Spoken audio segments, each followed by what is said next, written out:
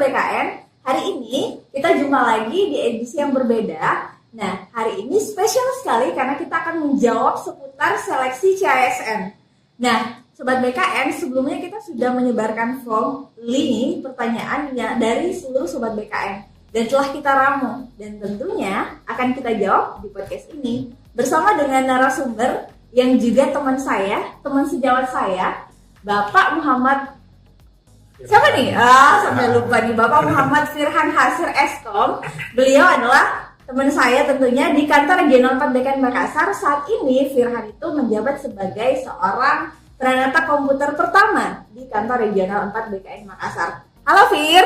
Halo Rif. Karena seringnya kita berinteraksi, kita nggak panggil Bapak Ibu sebenarnya ya. Iya, kita panggilnya Firhan dan benar. Nah, gini nih Fir. Oke, gimana tuh? Baik ini ya, kabarnya baik ya. Kita mulai ya. Baik. Ya, jadi gini Fir. Kemarin kita sudah melontarkan pertanyaan nih sama Sobat BKN. Oke. Dan banyak sekali pertanyaan yang masuk. Wah. Dan setelah itu teman-teman tim ini mengolah datanya, mengolah pertanyaan-pertanyaannya. Kita kelompokkan nih berdasarkan jenisnya. Misalnya jadi kita tuh kelompokannya berdasarkan pembuatan akunnya saat pendaftaran, kemudian ada tentang akreditasi, kemudian ada tentang e-materai juga, kemudian ada spesifik tentang P3K, dan juga ada pertanyaan-pertanyaan lain-lain yang juga saya tidak tahu nih kelompoknya di mana. Makanya berat juga kayaknya ini. Berat dan banyak sebenarnya. Jadi saya bingung nih. Tapi untungnya ada tuh banyak pertanyaan yang sebenarnya mirip dan sebenarnya bisa dikatakan itu serumpun, bisa dikelompokkan lagi sehingga jadi pertanyaannya tuh bisa lebih singkat atau lebih sedikit. Tapi tetap banyak juga sih sebenarnya. Kita mulai aja ya kayaknya ya. Boleh. Oke. Jadi kita mulai dari saat calon peserta atau Sobat BKN sekalian itu membuat akun atau saat pendaftaran. Jadi kita sudah searching di SSC ASN ya. Tapi gimana sih? Kalau misalnya ada tuh kekhawatiran pendaftar nih Fir ya, biasa tentang nama ataupun salah input ya. Pertanyaannya, gimana kalau saat mengisi laman akun itu salah nama, ada kelebihan titik lah, ada tertukar lah namanya, ada terbalik isi nama sesuai KTP atau ijazah itu terbalik, dan juga tempat lahirnya juga terbalik, ada yang diisi KTP harusnya ijazah ataupun KTP. Itu gimana tuh Fir? Jadi kalau untuk tempat lahir memang di SSCASN pada saat pertama kali kita mengisi itu disuruh ngisinya yang pertama sesuai KTP, karena memang akan ada pengecekan data dulu ke Dukcapil ya. Nah nanti kalau sudah sesuai baru teman-teman disuruh mengisikan nama sesuai dengan ijazah. Jadi kalau misalnya ada pertanyaan nih, wah nama saya berbeda antara nama di KTP dan nama di ijazah. Sebenarnya itu tidak masalah karena dia ada tempat pengisian sendiri untuk KTP sendiri, untuk ijazah sendiri. Cuman masalahnya nanti teman-teman silahkan diperbaiki di Dukcapil. Karena namanya data kependudukan itu memang harus disamakan semua biar tidak ada kebingungan, tidak ada masalah ke depannya ya. Jadi kalau ada kesalahan pengisian, misalnya ada kelebihan sedikit, kalau untuk ijazah itu di SSC ASN itu masih bisa diperbaiki selama belum submit. Jadi kalau teman-teman lihat di aplikasinya, itu kalau dia belum di freeze itu masih bisa diubah, harusnya masih bisa diubah. Sebelum submit ya. Sebelum submit. Nah itu kan kekhawatirannya itu apakah itu akan gagal di administrasi atau gimana itu? Atau kan saya tidak perlu khawatir, namanya juga kesalahan minor atau gimana itu? Ya karena ini kesalahan data saja ya. Sebenarnya karena kesalahan minor harusnya tidak usah terlalu dikhawatirkan. Cuman kembali lagi teman-teman, juknis verifikasi masing-masing instansi itu berbeda-beda. Ada yang ketat, mungkin ada yang kayak ya sudahlah ini tidak masalah, nanti bisa diperbaiki. Karena memang data-data tersebut kalau teman-teman sudah lulus, nanti sudah selesai tes akhir, dinyatakan lulus, pada saat pemberkasan itu harusnya bisa diperbaiki. Tapi seperti yang Firhan bilang, kalau juknis setiap instansi itu berbeda-beda, jadi mungkin kesalahan di peserta A yang instansinya berbeda bisa jadi hasilnya berbeda juga, bisa karena jadi berbeda instansinya juga. berbeda. Betul. Ya. Nah siapa tahu misalnya instansinya memang harus sesuai itu, harus saklek banget nih, ada juga yang seperti itu ya. seperti itu. Dan itu mungkin karena kembali lagi nih karena kesalahan peserta itu, jadi kembali lagi mungkin diingatkan hati-hati aja gitu ya Fir ya. Hati-hati, teliti, dan ya jangan terlalu takut lah. Iya, Kalau benar-benar ya. melakukan sesuatu itu jangan terlalu banyak takutnya sebenarnya. Gitu ya. Oke, selanjutnya nih. Ini mungkin masih khawatir-khawatir juga, ada kesalahan juga nih Fir. Oke. Pertanyaannya, saya terlanjur swafoto memegang KTP. Apakah itu tidak apa-apa atau bisa jadi kesalahan yang tidak meloloskan administrasi Fir? Nah, ini mungkin pendaftar angkatan kita ini, karena waktu dulu mendaftarkan kita masih pegang KTP tuh. Ketahuan ya berkali-kali ya. Waktu kita dulu mungkin swafoto pegang kartu pendaftaran dan KTP ya. Betul, pegang itu. Cuman kan tahun ini sudah beda ya. Beda. Sudah beda. Dulu kalau zamannya kita mendaftar, kita masih foto sendiri, upload sendiri. Kalau sekarang sudah di SSCASN semua menggunakan device yang digunakan untuk mendaftar. Jadi sisa langsung jepret. Sudah tidak ada lagi ketentuan pegang ini, pegang itu.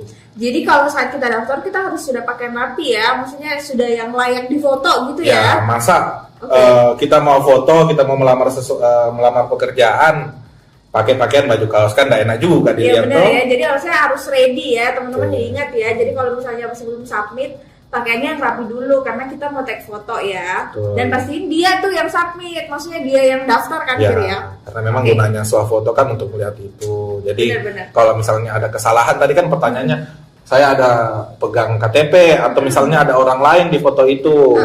Nah, kesalahan seperti itu kan sebenarnya istilahnya masih minor, tidak berhubungan dengan persyaratan jabatan. Cuman sekali lagi, Juknis verifikasi masing-masing instansi berbeda. Oke, next pertanyaan. Nah ini gimana nih dengan soal lokasi tes? Apakah harus sesuai dengan domisili? Di situ kan ada yang bertanya tuh, KTP-nya misalnya di kota A, tapi dia sebenarnya ngincar tuh posisi di kabupaten A atau di kota A atau di provinsi yang berbeda. Itu apakah dia bisa harus ambil keterangan domisili kah? Atau dia bisa tes tuh sesuai dengan pilihannya atau di kota pilihannya gitu? Ini yang tanya ini udah punya akun belum ya? Sudah coba mendaftar belum? Mungkin belum ya. Itu karena gimana tuh? Sebenarnya kalau teman-teman yang sudah buat akun, sudah memilih formasi, pada saat memilih lokasi ujian itu bisa dilihat sudah banyak pilihan. Jadi pilihannya sudah ada seluruh Indonesia. Jadi dari Panselnas sendiri memang tidak mematok bahwa kamu kalau mendaftar di kota A ya harus cuma tes di kota A. Tidak. Untuk lokasi tes disediakan di seluruh provinsi di Indonesia, di mana ada kantor BKN, di situ teman-teman bisa tes. Meskipun misalnya teman-teman di Jawa lah, terus mau mendaftar ke Makassar, nah itu boleh, tesnya di Jawa boleh. Saya melamar ke Makassar, kemarin saya tes di Jogja, jadi tidak ada masalah. Gak ada masalah ya, itu jadi jangan khawatir ya teman-teman, dicek aja, nanti dipilih sesuai dengan yang diinginkan. Yang paling dekat lah, yang paling memudahkan teman-teman pelamar. Ya oke.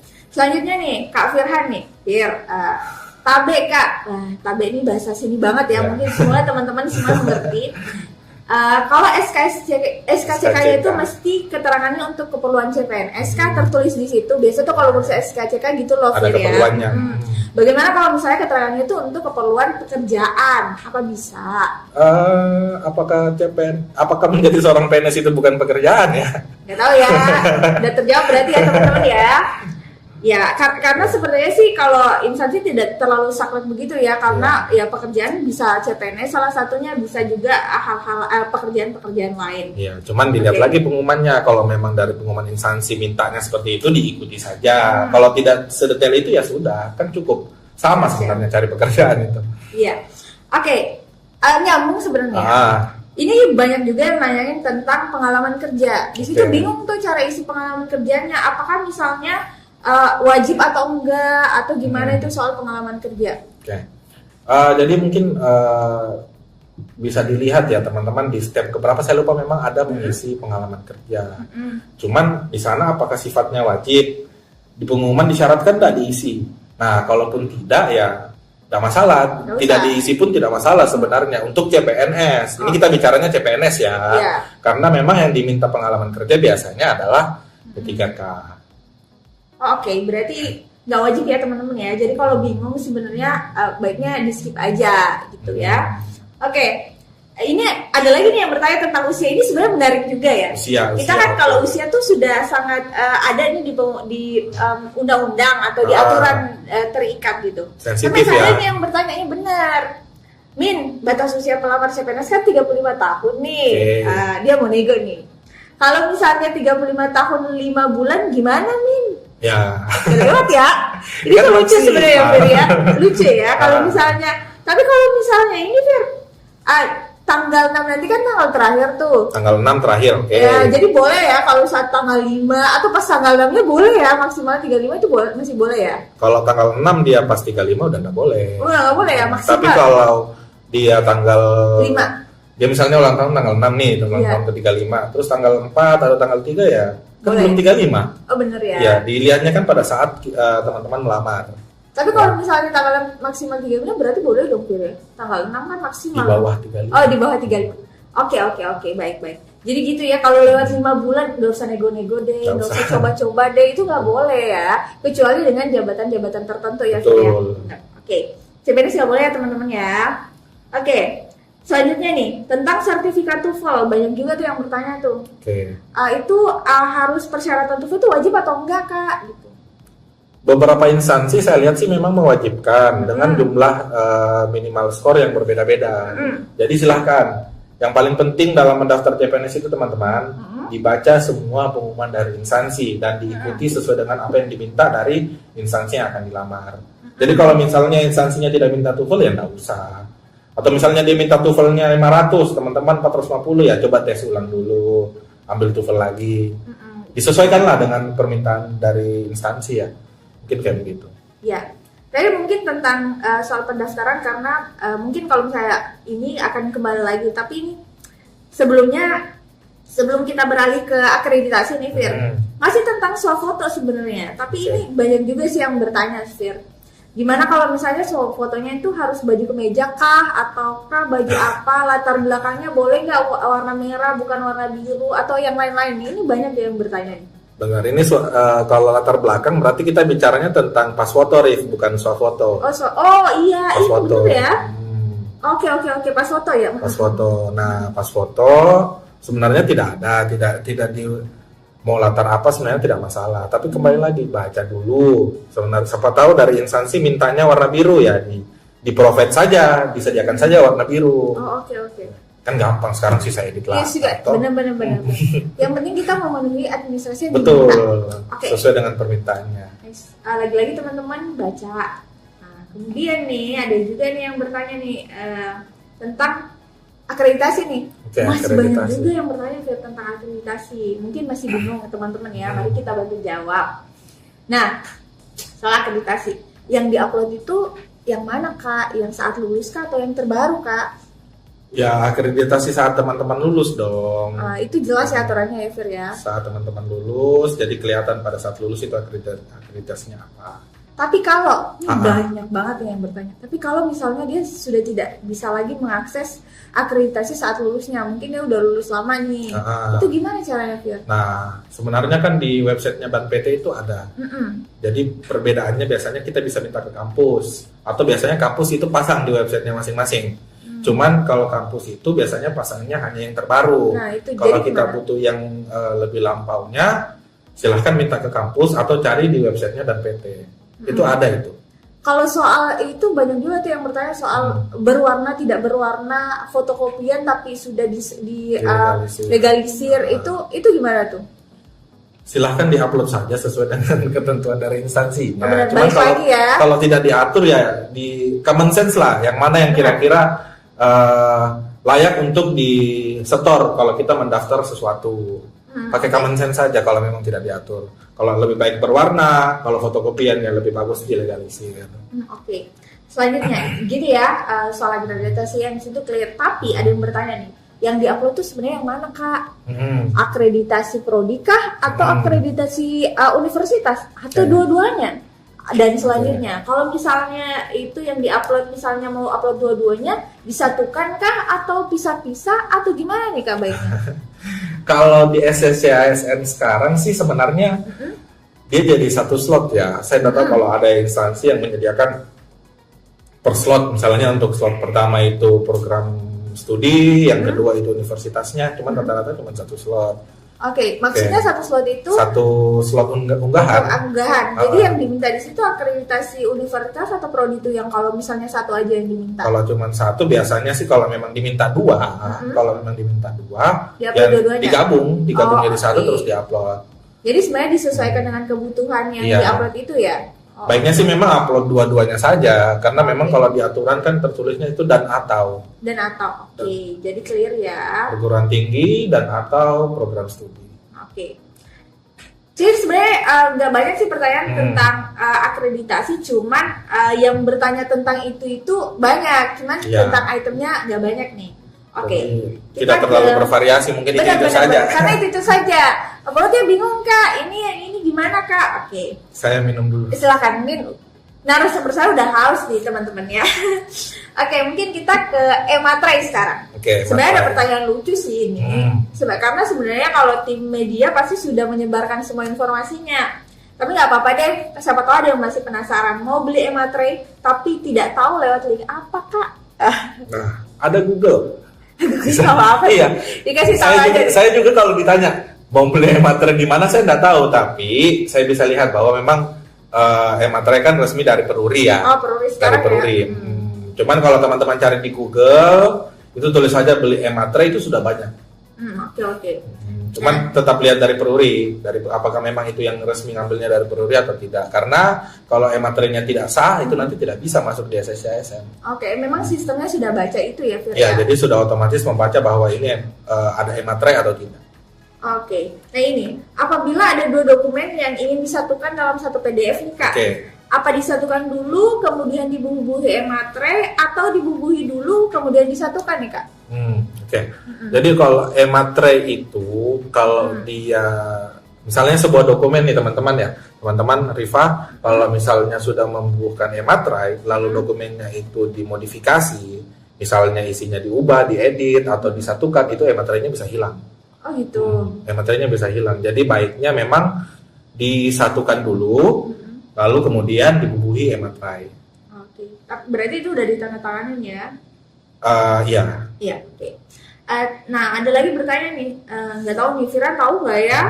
Terus untuk Ematrai jika sudah dilakukan pembelian, tetap bisa digunakan nanti apakah bisa nih sudah di dalam waktu 24 jam maksudnya? Dia udah beli nih tapi belum mau pakai. Apa masih bisa berfungsi nanti dalam waktu 24 jam? Itu dia seperti ada sistem saldo, jadi dibeli dulu. Cuman masa berlakunya itu saya juga nggak tahu sebenarnya ya. Cuman kayaknya enggak, kalau cuman ditunggu 1-2 hari kayaknya enggak masalah deh. Nanti kita lihat saja di websitenya masing-masing. Jadi balik lagi, baca ya, baca dulu, tapi harusnya enggak lah. Karena kalau kita kayak beli Matrai kan enggak langsung ditempel juga enggak masalah. Iya, semoga gitu ya Fir ya. Sekarang nih kita ke pertanyaan yang ini paling banyak kategorinya Fir. Tentang P3K. Wah, ini teman-teman sobat BKN ini belum mulai saja sudah banyak tanya ya. Antusiasnya besar ya. Oke. Pertanyaan paling banyak tentang P3K. Kak, kapan buka? Pengumumannya itu belum ada. Ini gimana nih? Sebenarnya daripada pertanyaan kapan buka, saya lebih mengharapkan pertanyaan Kak, apa yang dipelajari? Gitu ya? Jadi teman-teman daripada menunggu bertanya kapan dibuka, mending disiap-siapkan deh. Dipelajari materinya. Kalau P3K kan dia ada seleksi kompetensi teknis, manajerial, sosiokultural, dan wawancara. Jadi ya dipelajari saja dulu. Kalau untuk bukanya nanti kita menunggu dari Panselnas. Dan sepertinya bau-baunya sih sudah tidak lama lagi ya. Apalagi nanti pada saat ini tayang mungkin semakin dekat lagi waktunya. Mungkin gitu. Jadi sebenarnya ya belum, kita tunggu pengumuman resminya saja. Tapi sudah. Ya. Oke. Tapi jadinya orang bingung nih Fir. Ada banyak pertanyaan selanjutnya. Apakah P3K aktif bisa mendaftar CPNS? Apakah P3K bisa daftar P3K? Nah itu gimana itu? Banyak juga yang nanya ya sebenarnya. Karena kalau CPNS kalau P3K, maaf ya, P3K mau melamar ke CPNS itu ketentuannya sudah diatur.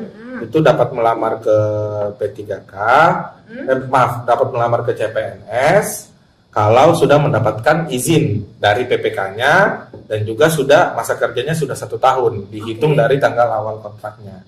Nah, untuk prosedurnya kita kembalikan ke masing-masing instansi prosedur pemberian izinnya.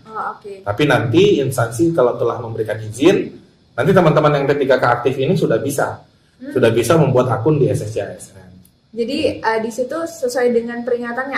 Apakah ada peringatan sistem juga ya, Fir ya? Ada. Kalau misalnya dia bisa atau enggak gitu? Nanti kalau masih belum dapat izin itu nggak bisa dia buat akun. Oke, berarti jelas sekali ya kalau kamu bisa coba-coba aja daftar, berarti bisa. Kalau misalnya kamu merasa sudah izin, terus tidak bisa, berarti belum diizinkan atau gimana? Belum diizinkan. Nah, sedangkan pemberian izinnya sendiri memang diserahkan langsung ke PPK-nya. Jadi wewenang PPK mau diizinkan atau tidak. Terus izinnya juga ada 2, Rif. Ada 2 macam izinnya. Izinnya itu yang pertama mendaftar di instansinya saja, atau bisa mendaftar di seluruh instansi. Jadi yang akan diberikan adalah dua-duanya? Salah satunya. Salah satunya? Ya, tergantung dari PPK-nya. Oke. Mengizinkan, ternyata si PPK ini, si P3K ini hanya kami izinkan untuk mendaftar di instansi kami saja. Oh, even itu CPNS ataupun P3K gitu? P3K yang ingin melamar ke CPNS dong. Oh, oke. Ada formasi CPNS nih di instansi saya. Oh, oke. Jadi kamu mau mendaftar tapi boleh mendaftarnya di instansi saya aja. Nggak boleh ke instansi lain. Jadi jelas aturannya ya tergantung izinnya PPK-nya itu. Iya, dari PPK-nya kalau mengizinkan di semua instansi, nanti di SSCASN terbuka tuh semua pilihan instansi. Tapi kalau misalnya cuma diizinkan ke instansi itu, ya hanya instansi itu yang buka formasi yang kelihatan di aplikasinya saat mendaftar. Itu kan untuk CPNS tuh. Kalau misalnya P3K mau daftar P3K itu gimana? Nah, untuk P3K mau melamar P3K untuk saat ini memang belum ada aturan yang pasti ya. Ya. Cuman memang tertulis teman-teman di pasal 24 di Permen 46 itu tertulis apa ya, saya tidak terlalu hafal, intinya memang harus dapat izin juga. Dapat izin juga sama cuman kan untuk tahun ini formasi P3K itu formasi P3K 2024 ya. Iya, 2024. Itu dikhususkan untuk non ASN. Oke. XTHK 2 dan non ASN. Ya. Nah, apakah teman-teman P3K aktif itu non ASN? Kan sudah tidak, karena sudah pegawai. Kan sudah ASN kan P3K. Berarti terjawab nih pertanyaan selanjutnya, Fir. Apakah pendaftaran P3K tahun ini seperti P3K tahun lalu ada khusus ada umum? Itu sudah terjawab ya? Sudah semuanya khusus ya? Non ASN. Iya, berarti nggak ada umum lagi ya? Dan sudah hanya boleh mendaftar di instansinya itu? Iya, hanya boleh mendaftar ke jadi untuk mendaftar itu perlu pengalaman 2 tahun terus-menerus dan mendaftar pada instansi tempat yang bersangkutan bekerja. Oke. Itu ini sekali sebenarnya karena itu rasa penasaran teman-teman sobat BKN tentang P3K karena mungkin galau nih, Fir. Saya daftar PNS kah atau tunggu P3K? Itu kan galau ya. Jangan galau-galau sobat BKN. Nah ini, pakai maaf. Iya, dimaafkan. Apa bisa daftar P3K? Nama sudah ada di Dapodik, tapi sekolahnya yayasan. Nah, ada juga tuh pertanyaan mirip, tapi dia tuh sekolahnya di swasta tuh, Fir. P3K guru khususnya. Itu gimana tuh? Jadi kalau untuk aturan yang keluar di tahun ini, kalau ini tolong nanti boleh dikoreksi juga kalau misalnya saya salah baca. Cuman sepengetahuan saya untuk tahun ini dikhususkan untuk yang bekerja di instansi pemerintah. Kecuali untuk lulusan PPG. Ya, PPG itu ada juga. Jadi ada beberapa prioritas nih nanti untuk P3K ini kan kita bicaranya guru ya karena sekolah ya, Rif, ya. Benar. Jadi yang diprioritaskan itu ada beberapa. Ada aturan tersendirinya, ada aturannya. Nanti bisa teman-teman lihat di sscsn.bkn.go.id/dasar hukum. Nanti bisa dibaca semua di situ. Jadi semua lengkap di situ tuh, Fir? Lengkap di dasar. Lengkap. Nanti silahkan dibaca sendiri. Oke. Nah, kita pertanyaannya mungkin kita akan loncat dulu ke pertanyaan yang saya bilang tadi tuh, Fir, kategorinya lain-lain tuh. Jadi saya nggak tahu nih kategorinya masuk di mana. Ya, nanti coba kita kategorikan sekarang. Oke, mari. Ada tuh yang penasaran. Kan biasa tuh kalau waktu dulu ya, Fir ya. Kita kan sangkatan nih. Waktu dulu tuh saya ingat banget ya. Waktu mau daftar tuh saya pilih yang mana ya yang kira-kira tuh sedikit pendaftarnya. Jadi tuh ada yang nanya yang kira-kira banyak pendaftarnya tuh Pemprov atau Pemkab? Nggak tahu ya. Gimana tuh, Fir? Ya, untuk jumlah pelamar sendiri sebenarnya memang sudah tidak pernah dipublish lagi ya teman-teman ya. Tapi apakah jumlah pelamar itu penting, Rif, sebenarnya? Ya preferensi orang tuh berbeda-beda ya. Tapi memang untuk jawab pertanyaan ini kira-kira berapa yang daftar tuh kita nggak tahu ya, Fir ya. Secara sistem intinya secara sistem itu tidak terlihat ya, Fir ya? Tidak terlihat. Oke, dan emang itu ya challenge juga kan, seleksi administrasi ya mulai saat pemilih ya. Gimana betul. strateginya teman-teman ya? Oke, nggak bisa teman-teman, kita nggak tahu dan kita tidak bisa membocorkan itu. Ya karena kita juga tidak tahu sebenarnya. Nah, bener ya, kita nggak tahu. Ibu di sana nanti ada komen tuh, Kak, coba dicek ini, kita nggak tahu teman-teman, kita nggak tahu. Nah, Banyak tuh sekarang di apa TikTok live cek formasi. gimana? Oh, bisa dia ya? Jadi dulu kan orang cek kodam, sekarang orang cek formasi. Oke, kodamnya mungkin formasi. Oke, baik, kita nggak bahas tentang kodam, kita kembali ke Oke, laptop siap. aja. Oke. Nah, Kak, apakah benar nih jika non-ASN yang terdaftar di database BKN, Ya. jika mendaftar CPNS dan tidak lulus, Mhm. apakah tertutup peluangnya untuk diangkat menjadi P3K lagi? Oke. Paruh waktu nih, dia nyaut Oh, P3K paruh waktu ya. Benar-benar. Oke. Untuk P3K paruh waktu sesuai dengan aturan-aturan yang dikeluarkan bisa dibaca ya di Kemenpan 300 berapa itu tuh? Kemenpan 347 kalau nggak salah, 347, 348 dan 349 tahun 2024. Di situ disebutkan bahwa peserta seleksi P3K ini coba saya sambil cari ya. Ya. Dalam hal pelamar telah mengikuti seluruh tahapan seleksi, pegawai pemerintah dengan perjanjian kerja atau P3K, tapi tidak dapat mengisi lowongan kebutuhan, berarti tidak sampai perankingan nih, Rif. Iya, Tidak sampai perankingan, misalnya formasinya 3, yang Iya. daftar 5. Nah, itu namanya tidak dapat mengisi lowongan kebutuhan. Dapat dipertimbangkan untuk menjadi P3K paruh waktu. Nah, jadi P3K paruh waktu hanya dimention di sana. Berarti singkatnya P3K paruh waktu berdasarkan aturan ini hanya dari pelamar P3K yang telah mengikuti seluruh tahapan seleksi. Oh, gitu ya. Jadi bukan CPNS. Bukan CPNS dan ini juga aturan lebih teknisnya juga belum tahu ya, Fir ya. Cuman kalau kita berkaca dari aturan, untuk saat ini ya hanya dari peserta P3K yang telah mengikuti tahapan seleksinya. Oke. Nah, pertanyaan selanjutnya ini, Fir, sebenarnya masih banyak sih yang bertanya soal ini karena dulu ini setahu saya sih pernah dibolehkan, tapi sekarang nggak tahu nih, Fir ya, gimana Ya. cara jawab. Untuk dokumen ijazah, apakah nggak bisa dulu diwetulkan sama SKL tuh, Kak? Oh iya, dulu sih bisa ya, cuman untuk sekarang memang kan sudah jelas tertulis bahwa kualifikasi pendidikan itu dibuktikan dengan ijazah, bukan SKL. Jadi dibuktikannya dengan ijazah. Di-uploadnya itu ijazah, bukan SKL. SKL jadi sudah nggak boleh. Nggak boleh teman-teman ya. Jadi kamu berdoa aja semoga sebelum tanggal 6 nanti sudah ada tuh ijazahnya. Ya. Jadi bisa tuh kalau mau wisuda berdoa tanggal wisudanya dimajuin atau apa gitu ya. Tapi kalau misalnya enggak ya daftar dengan ijazah terakhir gitu ya. Betul. Sesuai dengan tinggal dicari saja. SMA kan sekarang sudah ada. Benar. Sudah lagi banyak sekarang formasi SMA. Ya silakan dicari aja karena sistem kita sekarang sudah banyak banget informasi ya, Fir ya. Silakan dibuka aja tuh di sscisn.bkn.go.id. Itu di situ bisa cari informasi, bisa baca aturannya, bisa ke helpdesk, banyak lah. Oke. Nah, Fir, mungkin ini akan jadi pertanyaan terakhir nih. Oke. Ini agak, saya nggak tahu ini lucu atau apa ya, atau misalnya mau meminta atau gimana nih? Apakah tidak ada kebijakan kalau nggak lulus seleksi administrasi tetap bisa mendaftar P3K? Jadi ceritanya dia iya benar ya. Jadi ceritanya dia tuh nggak daftar CPNS, tapi nggak lulus administrasi. Bisa nggak saya mau masuk P3K dong? Gimana tuh? Jadi begini ya teman-teman ya, kalau aturannya untuk saat ini, itu kalau saya sebut ya Permenpan 6 tahun 2024, hanya dibolehkan mendaftar satu jenis kebutuhan CPNS atau P3K dalam 1 tahun periode. Jadi kalau sudah daftar CPNS, ya sudah tidak bisa daftar P3K. Itu seperti itu, Rif. Cuman gini loh teman-teman, dari tadi ya pertanyaan dari Rifa ini saya lihat pertanyaannya kalau tidak lulus, kalau ini, kalau itu. Teman-teman kalau mau daftar sesuatu, mau melakukan sesuatu itu jangan dipikir yang buruk-buruknya dulu deh. Iya, apa tuh? Disiapkan dulu sebaik-baiknya. Nggak usah terlalu takut, banyak takut ini, banyak takut itu. Pikirnya sudah nggak lulus, masih bisa dapat ini dan masih bisa dapat itu, nggak usah dipikir dulu lah. Pokoknya kita fokus saja, persiapkan sebaik-baiknya. Urusan lulus itu belakangan. Yang penting persiapan dulu.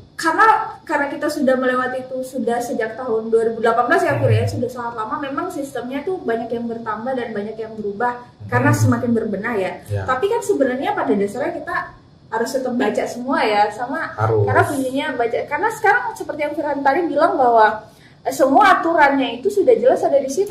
Betul. Benar. Saya dulu itu pendaftar CPNS tahun 2018, Riz. Iya. Kan sama kan kita. Iya. Itu kalau mau cari aturannya harus cari di Google sendiri itu, Nah, harus tulis dulu, benar. cari lagi. Sekarang enggak. Buka Semuanya. SSCSN, klik dasar hukum, sudah ada semua, sisa di download, sisa dibaca. Oke, Ada pertanyaan bisa tanya helpdesk. benar. Semuanya sangat dimudahkan. Betul. Sisa kitanya nih yang benar-benar Ya. memilih dan bijak banget nih caranya mendaftar ya, Fir ya. Betul.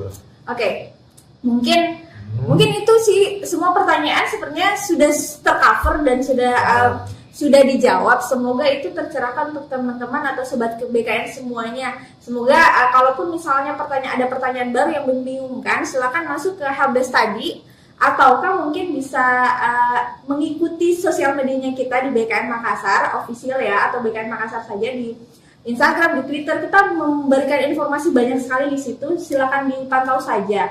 Dan mungkin ada closing statement nih, atau saran atau tips nih buat sobat BKN sekalian yang mau daftar, gimana tuh, Fir? Kalau saya sih mungkin tipsnya sama. Banyak-banyak baca dulu, baru bertanya. Ya. Jadi kalau misalnya ada sesuatu yang membingungkan, sebenarnya teman-teman bisa jawab sendiri dengan common sense. Oh, oke. Common sense saja. Oh, ternyata harusnya nggak usah terlalu setakut itulah sebenarnya. Untuk pertanyaan-pertanyaan yang nggak ada di aturan mungkin ya, Fir ya, itu bisa difikirkan sendiri, Betul. dihayati sendiri. Apakah ini etis nggak nih? Kayak pakai baju kaos tadi, etis nggak nih? Nggak etis dong kalau pakai baju kaos doang atau pakai apa gitu yang nggak sopan. Oke. Kemudian apa lagi nih, Fir? Kita harus banyak baca. Kemudian baca. nanti gimana nih, sudah mepet banget nih, Fir. Mungkin sekitar saat ini tayang mungkin masih seminggu lagi nih, Fir ya. Bisa beberapa hari lagi. Bisa beberapa hari lagi ya. Mungkin kayaknya sih jangan submit di akhir-akhir waktu kali, Fir ya. Nah, Atau itu. gimana tuh? Jangan, karena orang semuanya berpikir akan submit di akhir waktu. Nanti pada saat di akhir waktu